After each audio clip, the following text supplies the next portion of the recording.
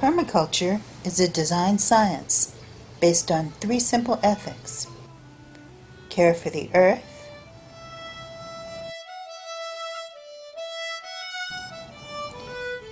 care for people,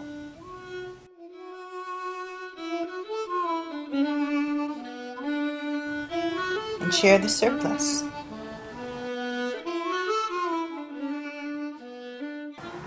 Permaculture also has core principles that guide us in creating sustainable abundance. Nature is our model in permaculture.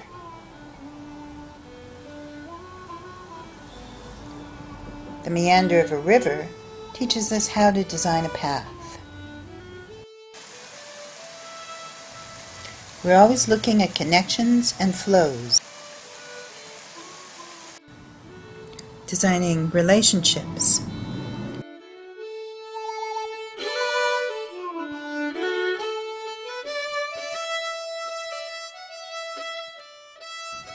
looking at where things are in relationship to one another, like putting the plants and the herbs that we need most often closest to the house.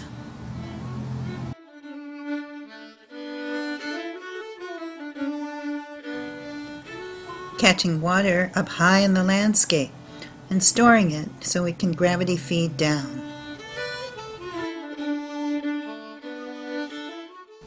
We favor biological resources over the use of fossil fuels or heavy chemicals.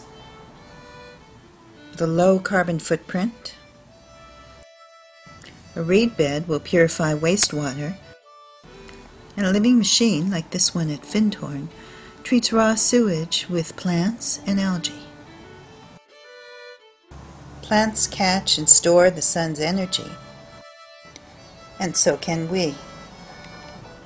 Using the energy of sun and wind. And we celebrate diversity. Because diversity gives us resilience and true abundance. But to see how these principles work in practice, let's visit a permaculture designer. Meet Eric Olson, using the classic designer's tool, the hammock. Eric is one of the key teachers for earth activist training, and he also has his own company, Permaculture Artisans. Eric's own garden is based on flowing patterns and diversity. In it, every plant and every element serves more than one function. Calendula not only looks pretty, but you can eat it. It attracts beneficial insects, and it's a medicinal, used in healing ointments and salves. And a core principle of sustainability is to obtain a yield. Eric definitely knows how to do that. Here's a food forest he designed on a terraced hillside in Sonoma County. It's based on many mutually beneficial associations of plants that we call guilds.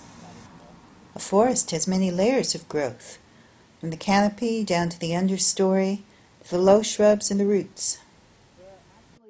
So we're getting our layers, right? So we've got, this is going to be upper canopy in this part of the food forest. This is lower canopy.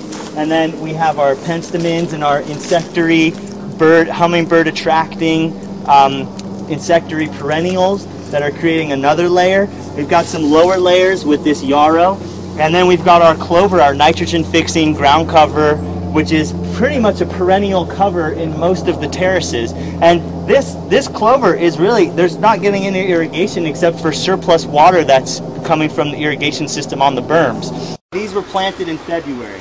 So you work your soil correctly, you put the right soil amendments in, you slow water down, you design it correctly, and you're gonna have when we got these trees, and Laura can testify, I pruned them back to a stick.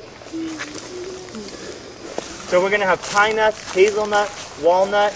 We have Asian pear, apple, plums, peaches, nectarines, all different blueberries, persimmons, figs. These are all planted here. Cornelian cherries, cherry trees, mulberries, leafy mulberries. They're all in this system, so go ahead and explore.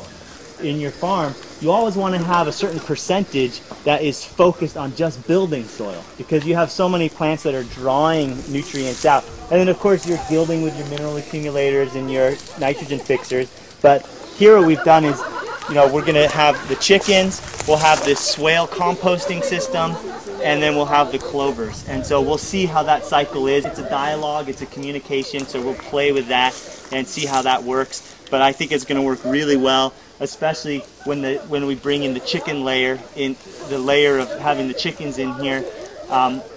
We'll continue to see the kind of growth that we saw in the first year. That's the goal, is how can we move these systems away from having to bring in intense amounts of inputs every single year. We don't want to have to bring in 10, 20 yards of compost and 100 yards of wood chips every single year.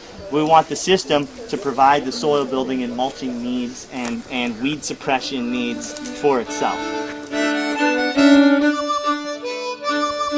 Gardens that function like a forest, that generate their own fertility, catch their own water. Systems that can meet human needs while regenerating the land around us. That's the goal of permaculture. When we see ourselves as part of nature, when we work with nature, nature will work with us.